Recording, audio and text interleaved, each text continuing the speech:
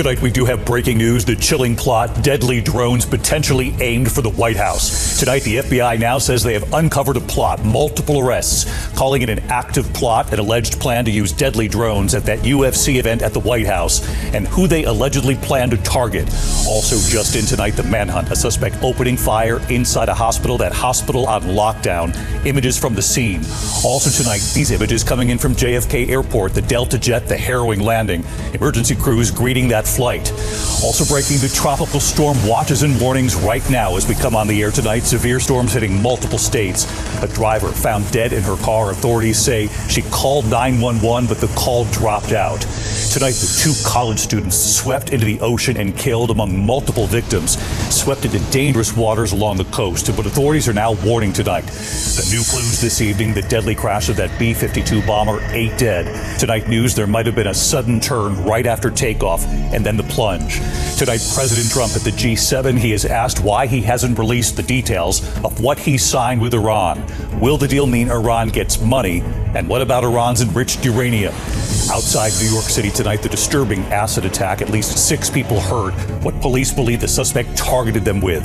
Tonight, news of a Nick celebration taking a horrible turn. The LAPD answering a call about a woman shouting they shot her dog, who they say ran at them at the door. The dog did not survive. He was in a Knicks shirt. She was cheering on the team, and this is getting a lot of reaction across social media tonight. This evening, the reflecting pool on the National Mall after President Trump spent millions having it painted blue.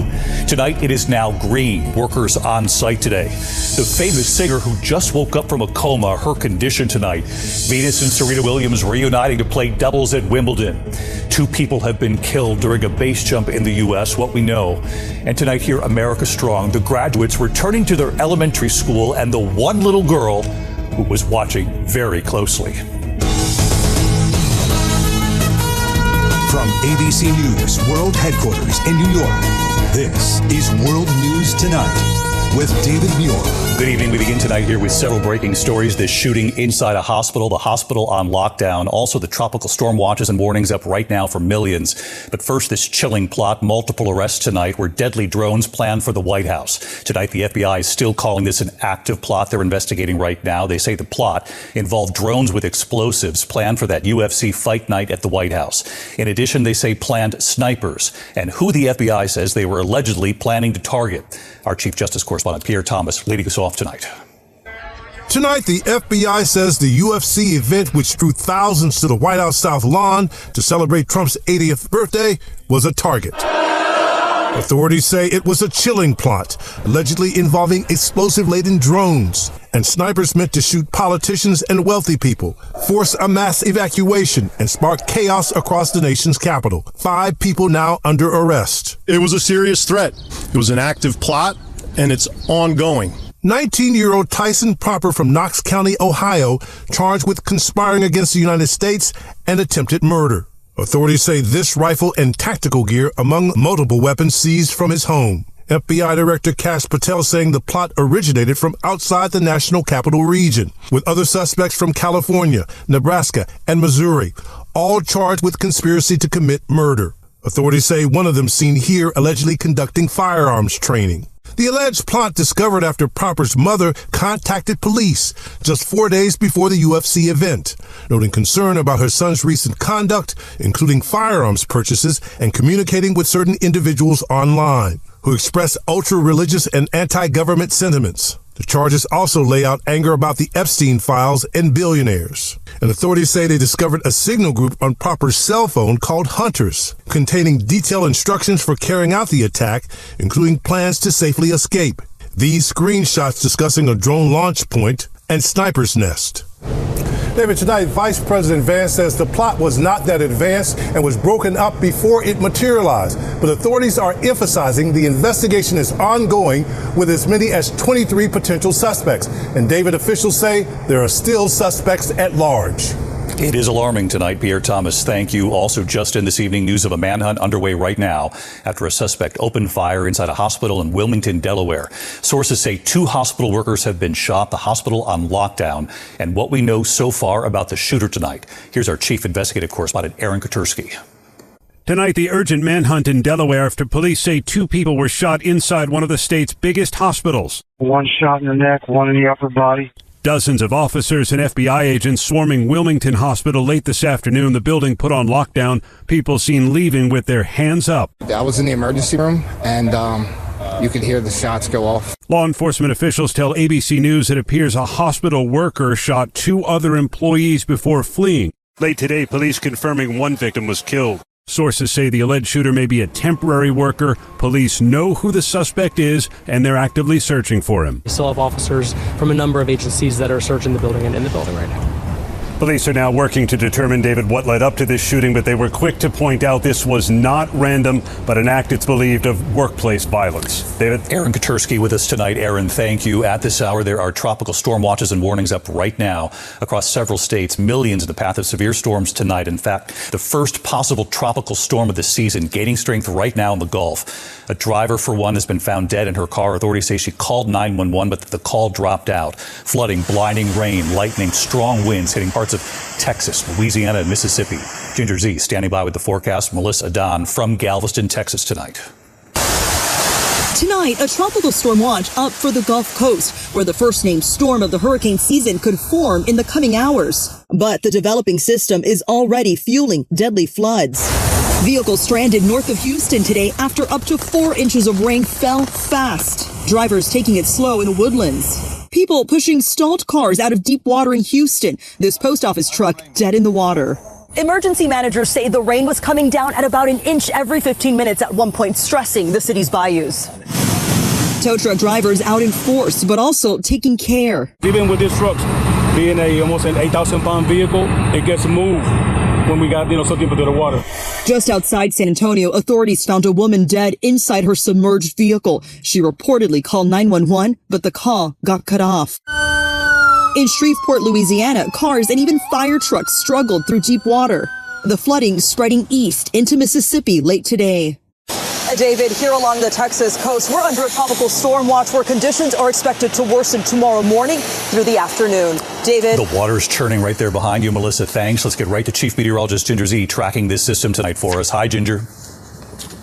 Hi, David. We could see Tropical Storm Arthur by tomorrow morning, but whether it gets a name or not, the impacts are what we have to talk about. And from Morgan City, Louisiana, back to Cameron, right to the state line of Texas, there are tropical storm warnings. That's for the gusty winds, the inundation of 2 to 4 feet of water, and the life-threatening flash flooding. Still flood watches all the way to Atlanta. Tomorrow, the flooding is focused from Macomb, Mississippi to Lake Pontchartrain, back to Lafayette and Lake Charles, nearly to Houston there for 2 to 4 inch per hour rainfall rates. Then we've got to talk severe storms up here in the Great Lakes. Tonight, we've seen tornado warnings already in Michigan, Indiana, and that severe watch goes to 11. Tomorrow is the big one, and this is going to be racing potentially strong tornadoes in the afternoon and evening across parts of northern and central Illinois into northwest Indiana. Peoria, Champaign, right there in Bloomington, over to, say, Lafayette, Indiana. I want everyone there to know you're at a level 4 out of 5. David? Which is why you're right there outside Chicago tonight, tracking that as well as the tropical systems in the south. Thank you, Ginger. Tonight, we have learned 2 young women, 2 college students, were swept into the ocean. They did not survive. They're among multiple victims pulled into dangerous waters along the California coast, and what authorities are now warning tonight. Kana Whitworth from California. Tonight, we're learning more about 2 college students swept off a California beach in dangerous conditions near Santa Cruz. We have 1 unit on scene. This is a confirmed Codex, requesting a Codex response to Panther for 2 victims knocked off their feet. Lifeguards racing to rescue Mahiel Saran and Harshita Nair, airlifting them to the hospital. But both young women later died. We had to airlift the 2 patients off the sand because we can't even get there when it's high tides. Tonight, with strong rip currents and high surf, there are urgent warnings for the public to stay out of the ocean. More than 500 people rescued in Newport Beach, where lifeguards were spotted battling rough currents to save a bodyboarder. The water pulling them under until more people jump in. They all bring the man to safety. In Laguna Beach last week, waves pulled 5-year-old Amada Mia Brown and her family into sea. Her mother and brother were rescued, but Amada's body was later found 300 yards from that beach. She was just my little princess. She was a sweet kid, and she didn't deserve this. And David, there's a coastal hazard warning that remains in effect for many areas through tomorrow. Officials are warning people to stay near occupied lifeguard stands or out of the water entirely. David. Kana Whitworth from California again tonight. Kana, thank you. This evening we have new reporting here after that deadly crash of that B-52 bomber at Edwards Air Force Base outside Los Angeles, killing 8, including multiple airmen. Tonight there's news that there might have been a sudden turn right after takeoff and then the plunge. Here's Trevor Ault. We're learning new details tonight about that fiery crash of a B-52 bomber on a test mission at Edwards Air Base outside Los Angeles. Officials say all 8 people on board have died. The crew composed of airmen, government civilians, and 2 Boeing contractors. At this point, we don't have any indication as to what the cause was of this. The mission was testing a new radar system, part of an effort to modernize the aircraft first built in the 50s and capable of carrying nuclear weapons. And the investigation will look into whether flight data seen by the AP shows just after takeoff, the B-52 Stratofortress took a sharp right turn, nearly rotating 180 degrees before something caused it to plunge to the ground nearly a mile a minute, 10 times faster than the plane normally descends. It can't be real. And ABC affiliate KERO interviewing Lauren Smith, who says her husband Jeremy was on that plane. Jeremy leaves behind 2 sons. He is the type of person that he would take his shirt off his back for you, even if he did not know you. He was our rock. And David, a lot of the information surrounding the B-52 and this radar test is classified, so officials say they're not sure how much they'll be able to eventually share with the public about the cause of this crash. David. All right, Trevor Ault on this again tonight. Trevor, thank you. Tonight, President Trump at the G7. The president was asked today why not release the details of what he has now signed with Iran. Will the deal mean Iran gets money? And what about Iran's enriched uranium? What the president is now saying tonight. Rachel Scott traveling with the president in Geneva. Tonight, growing pressure on President Trump to release text of the deal he has already signed with the Iranians. There's so much interest in the text of the document. Why not release the document? Oh, I will. Why not release it? Well, because I'd like to get a formal setting first before we do that. Vice President J.D. Vance has described the agreement as a very general document, about 1.5 pages long. The U.S. agreeing to lift the blockade of Iranian ports, Iran reopening the Strait of Hormuz. After that, 60 days of talks to address the future of Iran's nuclear program. Still unclear what kind of financial reward Iran has been promised. The Wall Street Journal reports the agreement allows Iran to start selling oil immediately. Trump's former ambassador to the UN, Nikki Haley, posting, if this is true, Iran wins. Senate Republican leader John Thune in the dark, telling reporters he requested the text from the administration, but nothing yet. Clearly, like anybody else, we want to see the devil's in the details. President Trump would only say this. Here's what it says. Iran will never have a nuclear weapon. That's what it says. It won't have one to buy, to develop. They will not have a nuclear weapon. And I would say that's about 99.9% of what I wanted. But Iran made the very same pledge in the Obama nuclear deal, which President Trump tore up in his first term.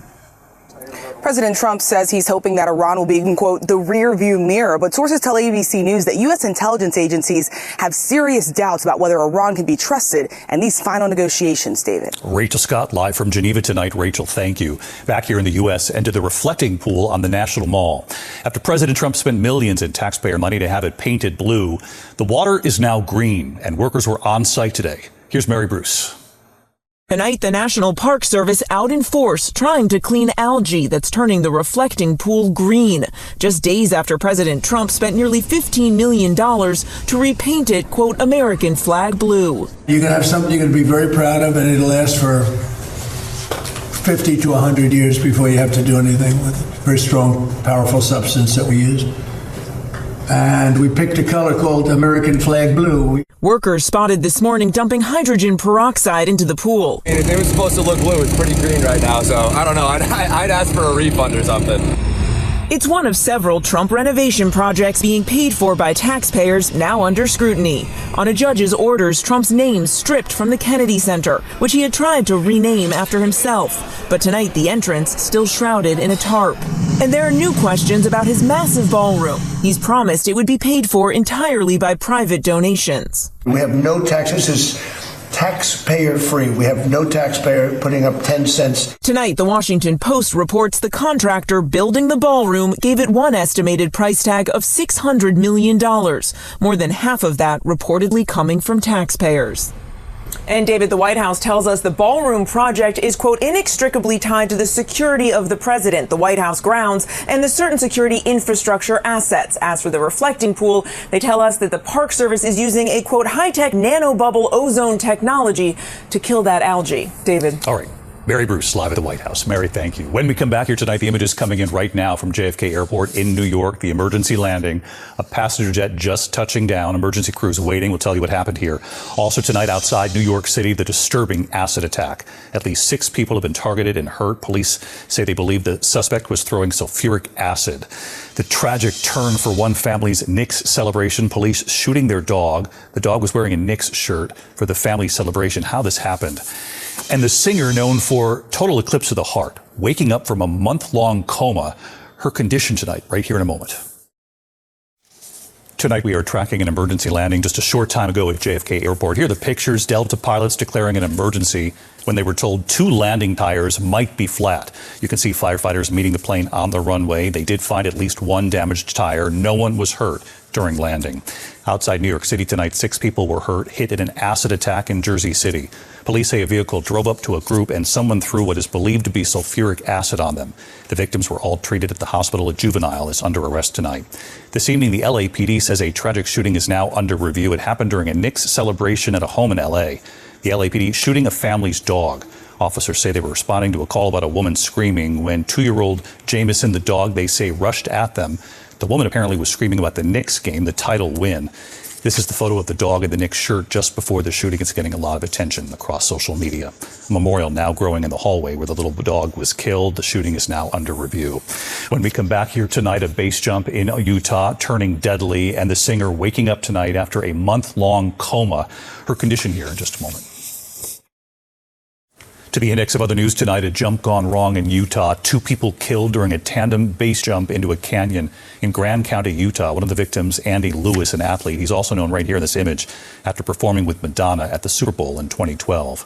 Grammy-nominated singer Bonnie Tyler has awakened after a month-long induced coma. A spokesperson tonight saying the 74-year-old remains unwell in intensive care in Portugal after emergency intestinal surgery. Tyler's best known for Total Eclipse of the Heart. She has a home in Portugal. Big news from Wimbledon tonight, welcoming Serena and Venus Williams back to the court with a wild card entry in doubles play. The sisters, as you know, are 6-time doubles champions there, and they're coming back. When we come back here tonight, the high school seniors, the graduates, going back to their elementary schools, and you have to see the one little girl in particular who was clearly waiting for them. ABC World News Tonight with David Muir, sponsored by Lee. Finally tonight here, the graduates going back to their elementary school and the little girl who was waiting.